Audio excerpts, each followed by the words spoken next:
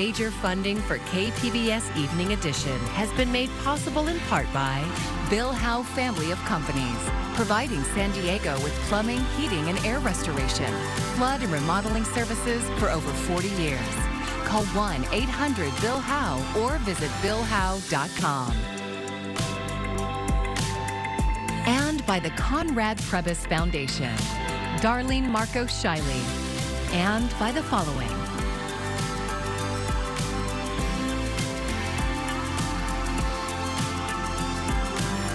And by viewers like you. Thank you.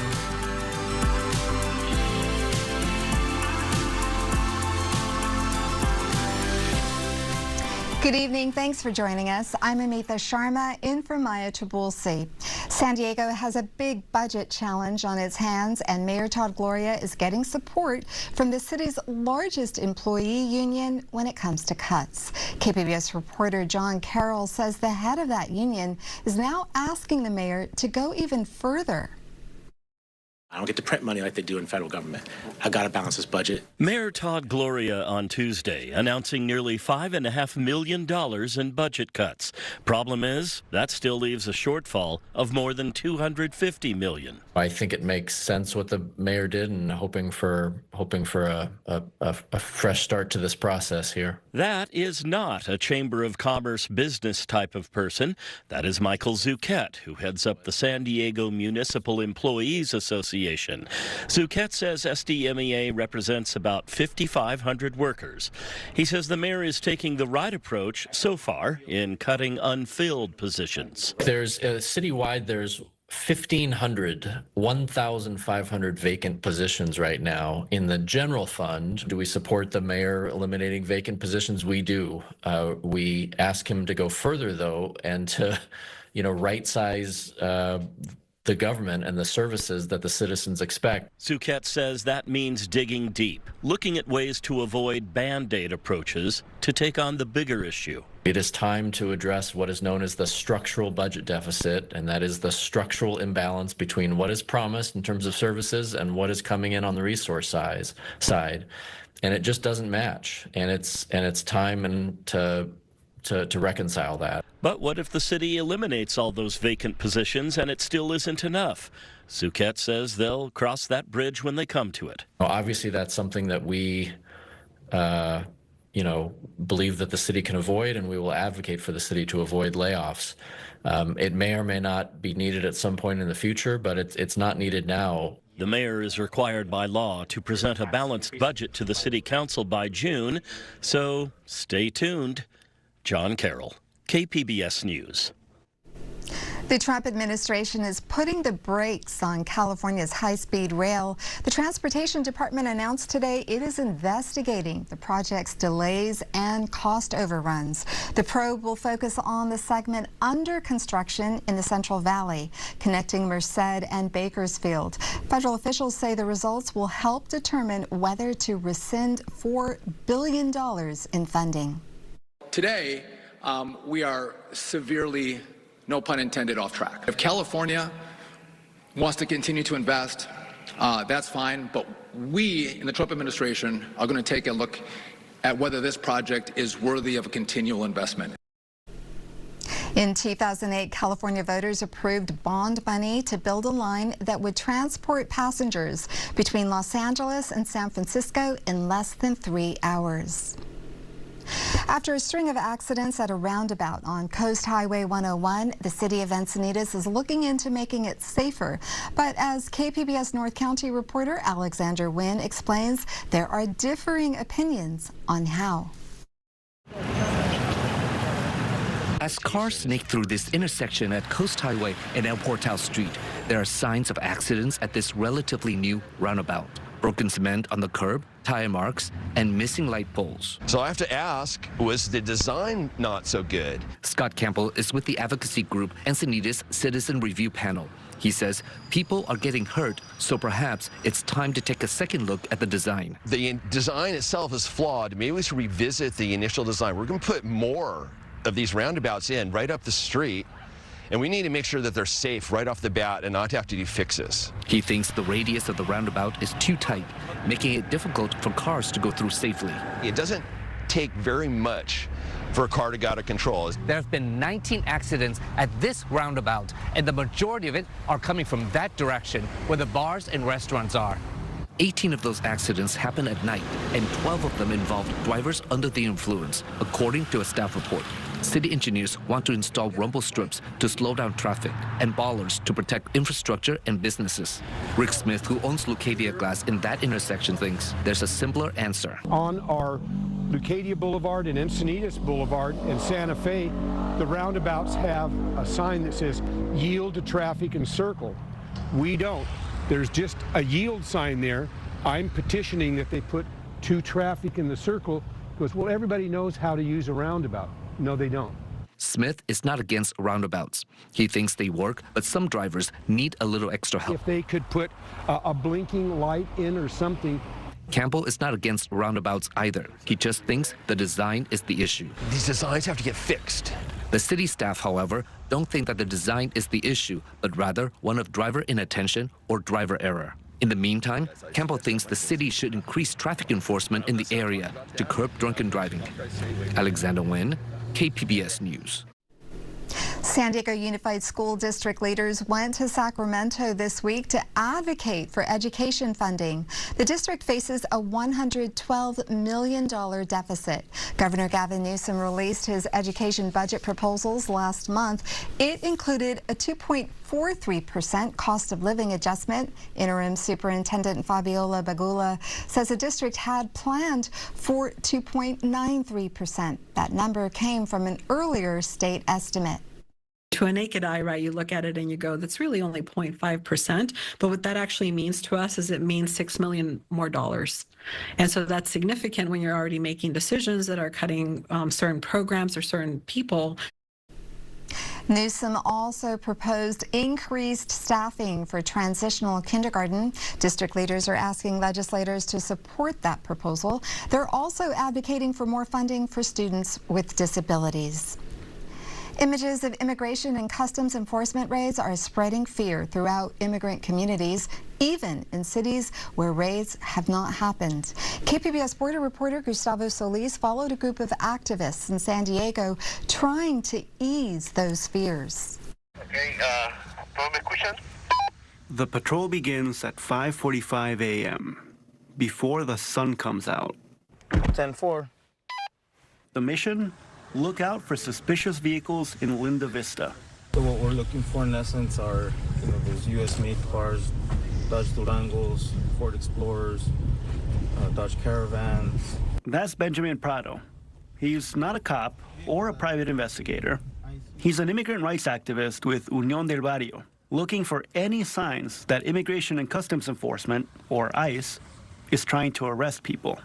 This is just one way that advocates in San Diego are responding to President Donald Trump's plans to launch what he calls the largest deportation operation in American history. The goal is always to prevent families from being separated. We had too much family separation, throughout the years, and the impact that that's had on not only the immediate family, but also, the social fabric of our communities. Unión del Barrio's work is part of a larger effort to educate the immigrant community. Others include Know Your Rights workshops, food and clothing drives, temporary housing for asylum seekers, and free legal representation for people facing deportation. Ian Ceruelo is chair of the San Diego Immigrant Rights Consortium, a network of more than 50 organizations. He says all of these individual efforts work collaboratively.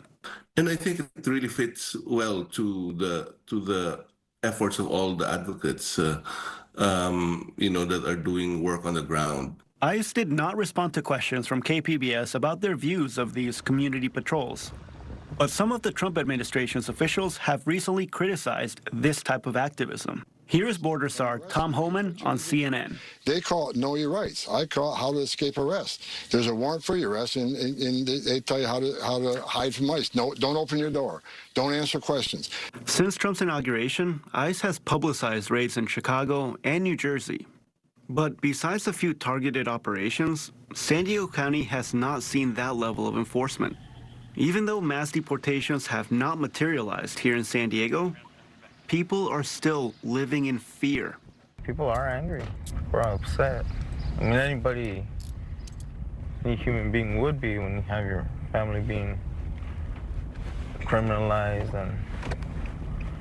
and terrorized by this agency. Prado points to rhetoric coming out of the White House as a sign of the increased criminalization of immigrants without legal status. Officials initially said they're focused on hardened criminals, like murderers and rapists.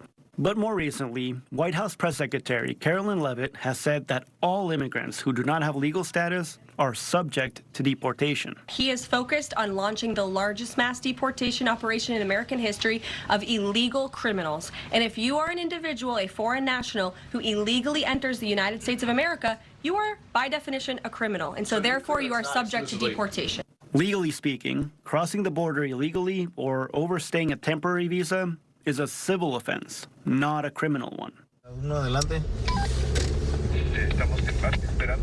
An added benefit of the community's patrol is their ability to separate fact from fiction, especially in response to false rumors of ICE raids that quickly spread on social media. Adriana Jasso is another activist on the community patrol. Yeah, and part of what has created a lot of fear and anxiety is the role of social media. These people have good intentions. They want to warn their friends and neighbors, but they end up causing more panic instead. There's a gap and a disconnect between the official narrative and what is happening on the ground.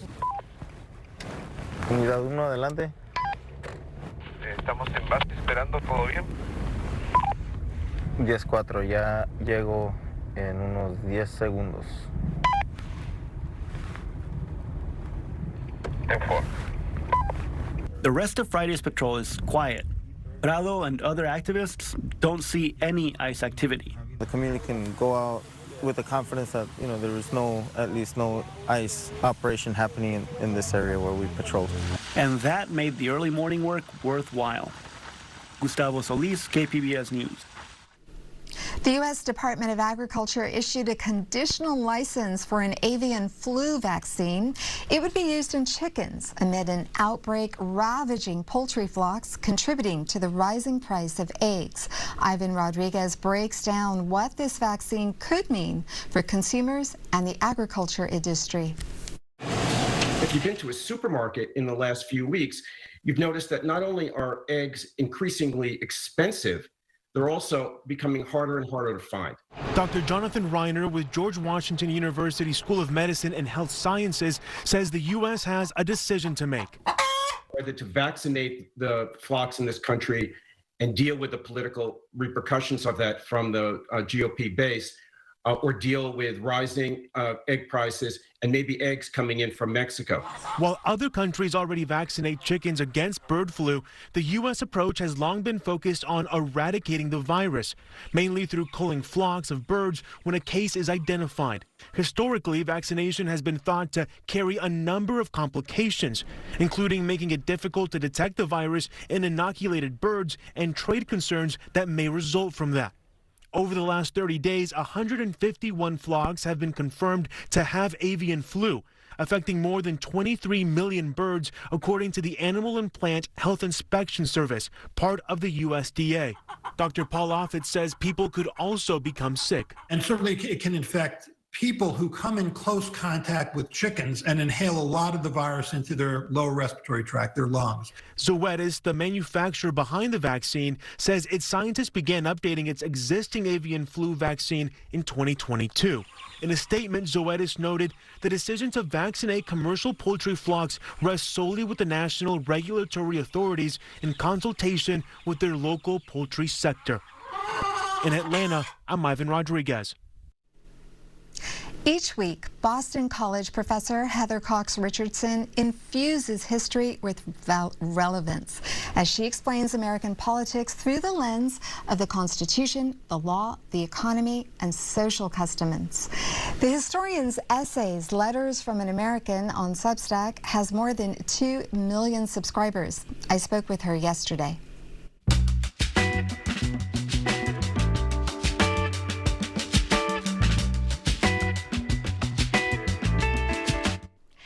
President Trump issued an executive order giving himself direct control over regulatory agencies created to be independent by Congress. Scholars say we're headed for a constitutional crisis if the Trump administration defies court orders.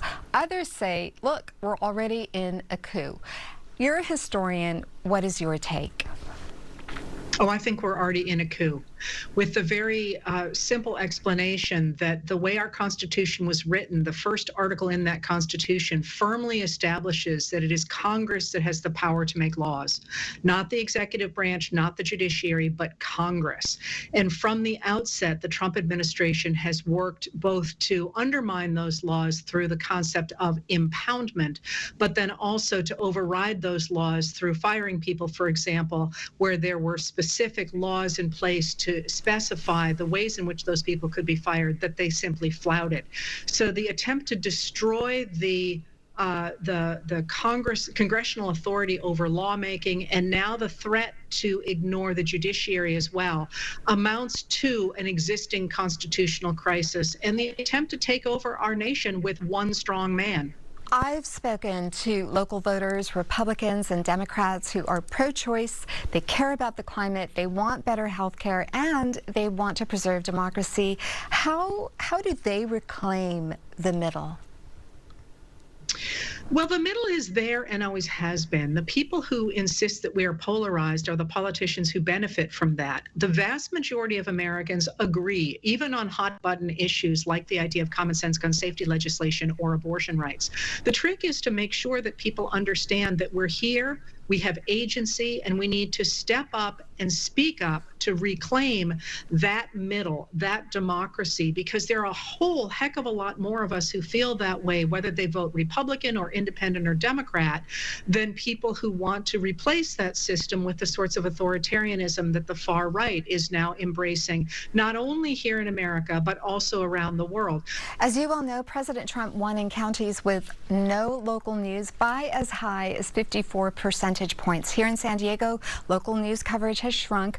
We have hyper-partisan news websites called Pink Slime.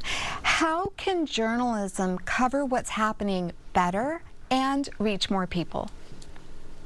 Oh, I love this question, because for all that we are in fact losing local newspapers, and for all that we are losing so many of our great reporters, what we are seeing in this moment looks very much to me like what we saw in the 1850s or again in the 1890s, and that's the rise of new media that's doing really terrific work. We don't pay a lot of attention to that. It's very important. Think of all the independent media outlets that we now see in places like Substack, but also around small communities around the country. So one of the things we can do is make sure we have local news, and that doesn't necessarily mean on paper. It could mean podcasts. It could mean people posting on Substack or on Facebook or on other forms of social media. It could be the idea of videos on Instagram, for example, or YouTube. I've heard you say that people ask you where our heroes are. What do you tell them? I always, first of all, say that a hero isn't somebody who comes down from on high and suddenly does something miraculous. A hero is somebody continuing to do the right thing, even if nobody is paying attention and even if it feels like the walls are closing in. So when I think about heroes, I see them everywhere. The heroes are us. We're the people who get up in the morning and go to work even though we don't want to, and put food on the table in front of the kids, and remember on the way out the door that, oh, we forgot to take in the car. But we keep doing the right thing. And if enough people keep doing the right thing, putting one foot in front of the other to do the right thing, we will change the world. That was historian Heather Cox Richardson. Public Matters is a partnership with KPBS, iNewsSource, and Voice of San Diego. You can see more of our stories at kpbs.org/publicmatters. If you could rewind the clock to see what downtown San Diego was like 75 years ago, you would find a much different place from today. One area south of Broadway developed its own identity. It was unique in the way it looked and sounded. Ken Kramer tells us why in this story about San Diego.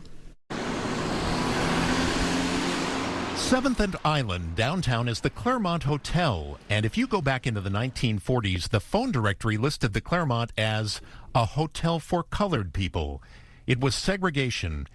In this neighborhood 70 years ago was a segregated business community, a separate world south of Broadway, a culture of shops and stores, but something else. A whole community, if you can imagine, of jazz and nightclubs, music streaming from what seemed like everywhere.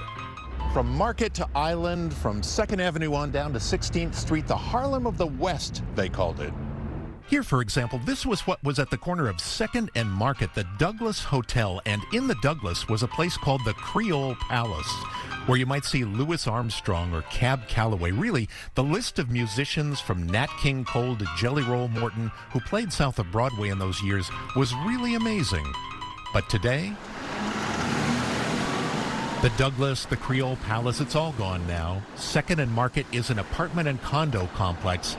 And I don't know how many people notice on the northeast corner on the tile sidewalk there is a plaque that invites the passerby to remember, please, that the Douglas was once here, and the Creole Palace, and the Harlem of the West. Almost all the buildings that once were part of it are gone now, but there is one, the Claremont. The Black Historical Society rallied community support and saved the Claremont. Over the years, amid ownership changes and redevelopment controversy, this once hotel for colored people is still here. And if you look, there's a plaque here, too, to say this place and this area was once segregated, that out of a kind of economic and social necessity came the Harlem of the West. So much music, so much vitality and artistry in the face of what was racial segregation 70 years ago. The Claremont stands yet as a reminder that that was once a fact about San Diego. You can see more of Ken Kramer's stories about San Diego tonight at 8 here on KPBS.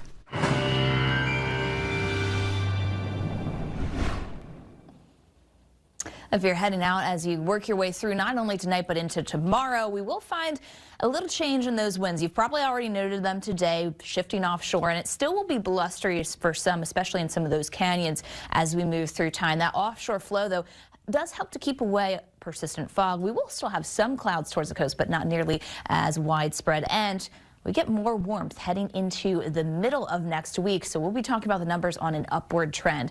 First up, though, let's note those winds. They are going to be a little bit blustery, again, keeping that offshore flow in place for us. I think most of our area, gusts would be about 25 to 30 miles per hour as we head through tomorrow, but ultimately, tonight, we're not really doing too bad as we hold on to 48 for the low in the city. Escondido coming down to 44. Mount Laguna 36 for you. And again, really pretty clear out there. And we'll keep things bright heading into tomorrow. 72 the high in the city. Chula Vista also coming in at 72. And as you head towards places like Ramona, 80 degrees for that high. Our numbers will trend upward from here. So Saturday, we're still in the mid-70s towards the coast, but you'll notice we do stay at 74 then for Sunday. So that's a little bit of that warmth still coming in for us as we go into our inland communities. We venture through the 80s the upcoming days here. So really a lot of mild weather holding on Saturday and Sunday. Getting into Tuesday, that warmth is right back at us. It's actually pretty hot as we head through Tuesday, and we could even see more of those high numbers heading into Wednesday beyond the 5-day forecast. Look at how it changes, though, in the mountain communities. We go from the 50s this weekend, lots of sunshine out there, very bright. We'll actually climb right into Tuesday where we make it back into the mid-60s. Like I said, still pretty warm into Wednesday before we would start to see more of a pattern shift for the later part of the upcoming week. And for our desert communities here, holding on to the 80s for many spots, going close to 90 by the time we get into the middle of next week. For KPBS News, I'm AccuWeather meteorologist Melissa Constanzer. The San Diego Zoo recently welcomed a new addition to its Australian Outback exhibit. KPBS reporter Melissa May shows us the koala Joey, just starting to venture outside of her mother's pouch. Come over here, you can see it. San Diego Zoo visitors gather around the koala habitat to get a glimpse of its newest member. A baby koala, also known as a joey, named Anala. Anala means place of rest or peace. We thought that was pretty good. Yeah, it's from the area in Queensland, Australia. This year marks a century since two koalas arrived in San Diego. They were a gift from the children of Sydney, Australia to the children of San Diego. 6-year-old Nathan Abrenica thinks it's cool he can see the koalas today thanks to kids 100 years ago. It makes me happy. What do you think of the koalas? I like them. Wildlife care specialist Jennifer Mall says koalas can give birth once a year, but the zoo paused the breeding program for the last 2 years. We were going to hold off on breeding for a little bit just due to the fact of how many koalas we do have. We have the largest colony of koalas or group of koalas outside of Australia. The zoo grows more than 30 varieties of eucalyptus to feed the koalas. We wanted to make sure that we had enough eucalyptus for all of the koalas we had, and then making sure that we have good genetics for those koalas. So do we have the right partners to be going with that female and that male? We want to make sure that our genetic population is strong for the future. Anala just turned 7 months old on Valentine's Day, so she's starting to venture out with her mom, Adori. Mall says the koala exhibit reminds people of the animals that exist in the wild. We always talk about climate change and global warming, so we need to make sure that we have a connection of why is that important for us to make sure that we're making sure this planet is healthy. Mall says the best time to see Anala in person is breakfast time. That's right when the zoo opens between 9 and 10 a.m. Melissa May, KPBS News. You can find tonight's stories on our website, kpbs.org. Thank you for joining us. I'm Amita Sharma. Have a great evening. Major funding for KPBS Evening Edition has been made possible in part by Bill Howe Family of Companies, providing San Diego with plumbing, heating, and air restoration, flood and remodeling services for over 40 years. Call 1-800-BILL-HOWE or visit billhowe.com. And by the Conrad Prebys Foundation, Darlene Marco Shiley, and by the following.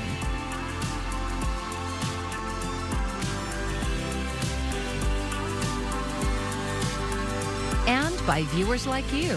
Thank you.